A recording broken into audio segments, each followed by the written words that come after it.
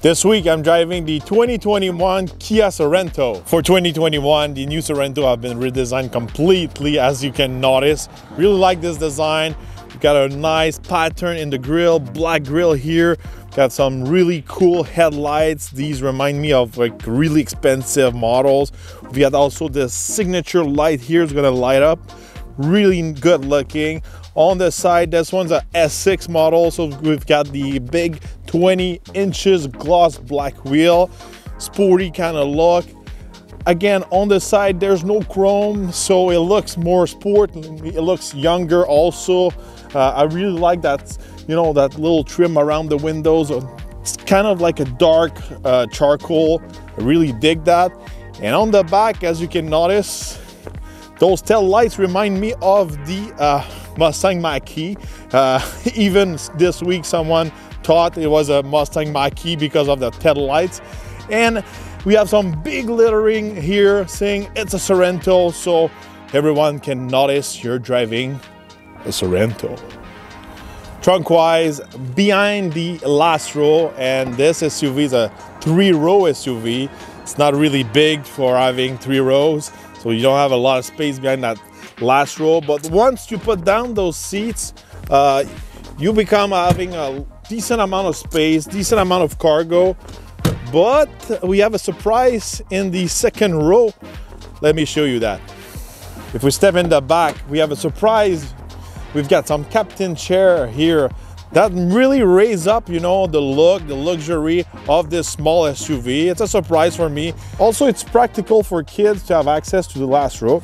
And you know, I can sit easily behind myself, so it's a big surprise. You can also decline and incline your seat. Really comfortable, pretty decent for this size of SUV. Also, you've got heated seat in the back. As you can notice, you can open almost this door 90 degrees. It's really practical to go in and out. And you've got those really practical shade with the S6 model. So if you have a really young kid, a baby, needs a little nap in the back, it's always practical to have those little shades so they don't get disturbed by the sun. Under the hood, we can find a 4-cylinder 2.5 liter, good for 281 horsepower and 311 foot-pounds of torque. This engine is matched to an 8-speed dual clutch transmission. It's a surprise for this little Sorento, having a dual clutch. And you know, good amount of torque, so that should be fun to drive. On the towing side, you can tow up to 3,500 pounds with the Sorento, but I'm not sure if it's the best transmission for the job.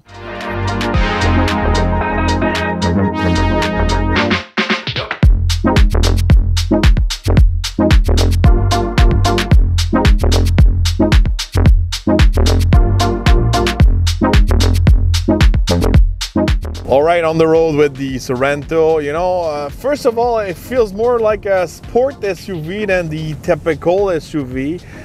You know, just the way it rides, just the way the engine and the transmission behave. It's not your typical daily driver family SUV. This one with a dual clutch, it makes things more sportier, I could say. I don't know if it's the best type of transmission for an SUV like that, but it's fun to drive. That's one thing, you know. On the road with the Sorento, the suspension, it's a little bit harder, you know, it's not super comfortable. So you've got that sport feeling once again. If you're a little bit older or the comfort is your, number one priority when you're buying an SUV, it won't be probably your best choice to choose the Sorento.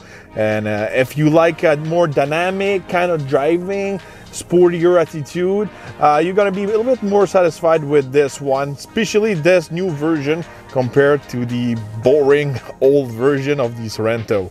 Interior wise, you know, the interior is really modern. You've got those kind of like metal brush finish. Everything's in plastic, but it looks good. I like those air vents. I like the way, you know, the screen is shaped all the way through your cluster. It kind of looks a little bit inspired by the Cadillac Escalade. It's not just one screen, obviously. It wouldn't be the same price for this Kia, but you've got that kind of like same feeling with the shape. I think Kia have been doing a really good job design-wise, inside and out with the Sorento. It's, you know, everything's at the right place, button-wise and all that. The screen works pretty well. It's not my favorite, but it works well.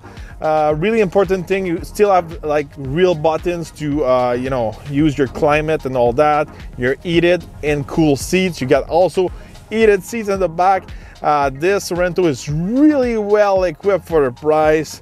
You have also different modes you can choose from of driving. You've got smart mode, so the smart mode is gonna change with the behaving of the way you're driving. So if you're driving more sport, it's gonna put itself in sport mode, and if you're easy on the pedals, it's gonna go in eco mode. Obviously, all the cluster is gonna change. It's really cool when you change those modes. You've got also some, you know, off-road 4x4 mode, I could say. You got a snow, mud, and sand. Really practical when you're in those situations. One of my biggest surprise this week was really the second row. Finding those captain seat there, it just raised up the luxury of this SUV. I think it's pretty nice. This week, me and my wife, we drove with the kids, and they were really surprised to find those type of seats back there. They were really happy. I think the kids now these days, they like to have their own seat. So if they want to incline or decline their seat, they want to have a nap, and the other one is not, you know, having a nap, so they can do their own things. That's super practical. Obviously, that last row, it's really made for small children. I'm not able to fit there. My wife was barely able to fit back there. You know, it's just like, you know, those type of seat you're gonna use just for a small trip, you know, to the soccer game or something like that. So that's all you're gonna use, that last row. But overall, you know, great space inside, in the front and the second row. Really comfortable. I'm behind the wheel right now. The seats are pretty decent. I've got plenty of space also for my hips, my legs, and my shoulders and all that. So that's a good point for this type of SUV. So even if this SUV is not really big, I've got plenty of space, so that's a big plus. Fuel economy wise, this week I was averaging around 11 liters per 100 kilometers. It's not the best, you know. I think this engine, when you push it a little bit, it gets kind of hard on the fuel economy. I'm sure it can get a little bit better when you put it in eco mode and you're really gentle with the pedal. But on the fuel economy side, the Sorento is not number one, that's for sure.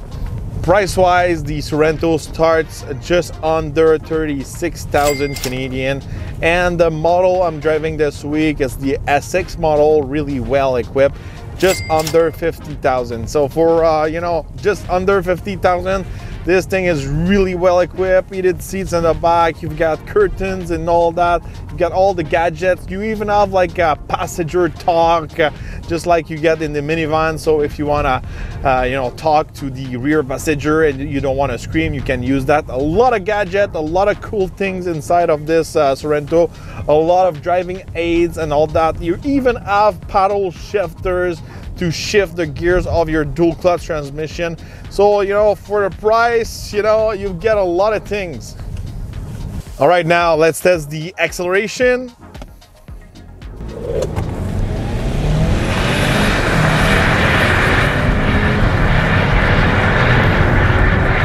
All right, not bad. You know, you can do the 0 to 100 kilometers in 7.2 seconds, around that. It's kind of laggy at first, you know. That's one thing I noticed this week. You know, the gas pedal is not really responsive. You know, I'm kind of picky on this because I used to, you know, modified my cars back in the day, and my pedal response was really, you know, you can just touch it a little bit and you get instant response. Just to give you an example, I'm gonna press the pedal a couple of times. See, nothing's happening. You really have to keep pushing. You got that lag. That's something I didn't like this week, and I found it a little bit dangerous. All right, I'm about to test the handling in my curve. You know, not bad for this type of SUV. Like I said, you know, it seems like the priority on this SUV, it's really the handling and feel more sport. Again, it's not a sport car, but you know, the way the suspension is set up, harder than the usual SUV. So you've got that better handling, I could say. So on this side, it's not bad. Overall, you know, once again, you know, Kia products really hard to beat for the price.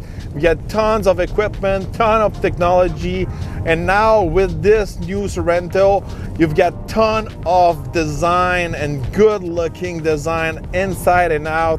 So for an SUV under 50,000, it's hard to beat. So let me know what you think about this new Sorento. Do you like it? Is it your cup of tea? You know, overall for me, everything seems to be, you know, a home run, for the exception of the powertrain and the suspension. But I think it's gonna be a serious competitor in his segment. So don't forget to subscribe, like, and share my video. You can also join me on Facebook and Instagram. The links are in the description. And we're gonna see each other on the next review.